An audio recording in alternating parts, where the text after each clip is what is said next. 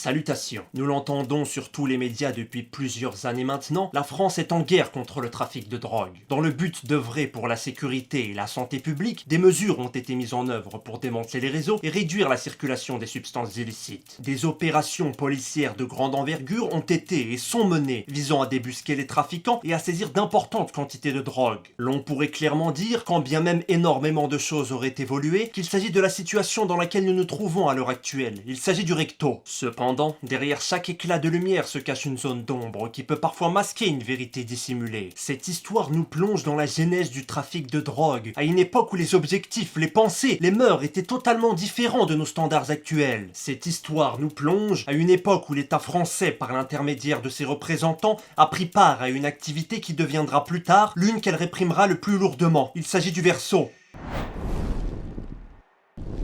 L'histoire de la drogue moderne et de son trafic qui va suivre naît véritablement à partir du 19e siècle, par l'intermédiaire d'une plante connue depuis des millénaires, le pavot. Le pavot contient en son sein une gomme blanche qui n'est autre que l'opium. Utilisé depuis la nuit des temps pour ses vertus sédatives, l'Empire britannique va en détourner l'usage entre conquête et guerre commerciale. En effet, dès le 19e siècle, l'Empire britannique souhaite soumettre de nouveaux territoires dans le but de s'emparer de leurs richesses et de leurs ressources. Durant cette période, la balance commerciale de l'Empire britannique dans ses échanges avec la Chine est à son désavantage. C'est-à-dire que la Chine exportait et vendait à l'Empire britannique toutes sortes de biens, mais qu'elle n'achetait rien en retour. Bien soucieux de rétablir un certain équilibre commercial, l'Empire britannique s'empare alors dans ses colonies indiennes d'une ressource stratégique, le pavot. Transformé en opium, il pouvait être consommé par inhalation. L'Empire britannique, impliqué indirectement par l'intermédiaire de ses marchands, fera entrer l'opium illégalement en Chine, par l'intermédiaire des triades chinoises, bien soucieux de renverser la dynastie en place. La société chinoise s'empoisonne alors peu à peu. L'empereur, très vite, s'attellera alors à interdire cette substance. Ainsi naquit le trafic de drogue.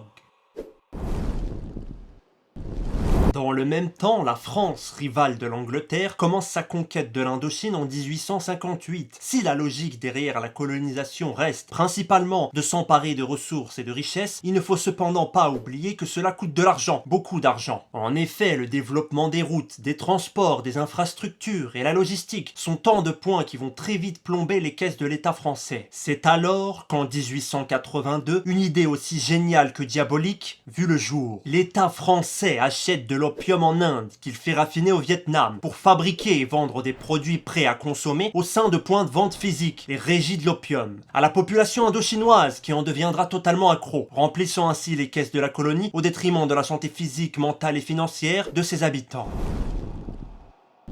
À l'aube de la Première Guerre mondiale, les moyens technologiques se développent à vitesse grand V. Les scientifiques vont alors créer à partir de l'opium des dérivés médicaux, dont notamment la morphine ou encore la cocaïne. Utilisée dans le monde occidental pour endiguer la douleur ou traiter toutes sortes de maux, elle est disponible en libre service en pharmacie. Cependant, les effets secondaires, dont l'addiction notamment, étaient très largement sous-estimés, la population devenant totalement toxicomane. Voyant les ravages que causait l'usage de ces substances, les États-Unis, précurseurs en la matière, commencèrent à encadrer leur consommation dès 1914 par la loi Harrison de taxation des narcotiques. Les individus totalement accros ne pouvant plus s'approvisionner légalement, un marché noir vit le jour, donnant naissance à de nombreuses organisations criminelles et au trafic de drogue moderne. Mais revenons en France un instant. À l'issue de la Première Guerre mondiale, un certain Paul Carbone devient le nouveau parrain de la mafia corse. De par le développement récent du transport maritime, ce dernier fera entrer depuis le port de Marseille, en provenance du Moyen-Orient, de l'opium que les chimistes mafieux se chargeront de transformer en héroïne afin d'alimenter un trafic illégal aux États-Unis. Très vite, Paul Carbone amasse un véritable pactole et mettra tous les moyens en œuvre pour faire perdurer son business. Lié d'amitié avec un certain Simon Sabiani, premier adjoint au maire, ce dernier leur offrira une protection politique pour perpétrer son trafic en toute impunité. La République en marche pour le trafic de drogue.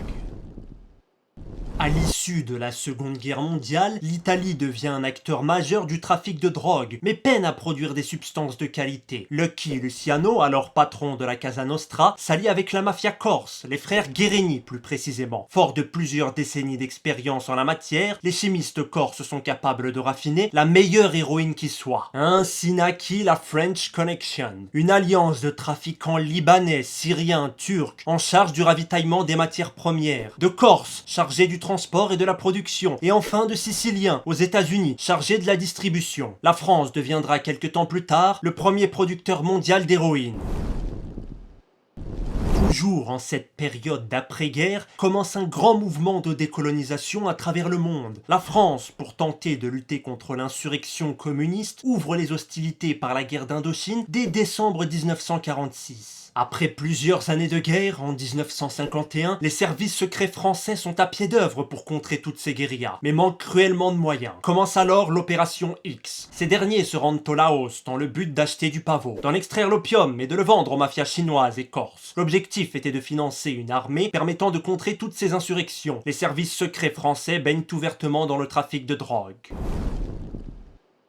Déjà au courant du danger que représente la drogue pour la population, et ce depuis la fameuse loi Harrison de taxation des narcotiques, les États-Unis, dans les années 1970, enclenchent la hache de guerre contre le trafic de drogue. La France, à ce moment-là, est le premier producteur mondial d'héroïne, et les dégâts se font sentir sur sa population. Violence, overdose, mort. Le nouveau président en poste, Georges Pompidou, souhaite y mettre le holà grâce à l'aide des États-Unis, qui tombe à point nommé. Plusieurs laboratoires clandestins seront démantelés, plusieurs milliers de personnes seront interpellés. Ces interventions sonneront le glas de la French Connection et les rapports entre le monde de la politique et celui de la drogue. Mais alors, quelle trajectoire empruntons-nous? Les dernières affaires en lien avec le trafic de drogue en France montrent que les organisations perdurent, s'embrasent, se brisent et se reforment sans cesse. À l'instar de la Colombie ou du Mexique, la guerre incessante contre les trafiquants a prouvé une chose, la hausse drastique du niveau de violence et de barbarie après chaque nouvelle affaire. Dès lors, ne serait-il pas plus opportun de combattre le mal à la racine, la cause de tous les maux, à savoir les consommateurs de ces substances? Merci d'avoir regardé la vidéo jusqu'à son terme. Sachez que j'ai mis un bon nombre d'éléments sur le côté pour aller à l'essentiel et faire au plus court. Je rappelle que le projet Mila est toujours en cours et que vous pouvez poser votre question juridique ou tenter de régler votre litige à l'amiable, toujours à moindre coût, sur www.mila.fr. Je vous dis à la prochaine, salut.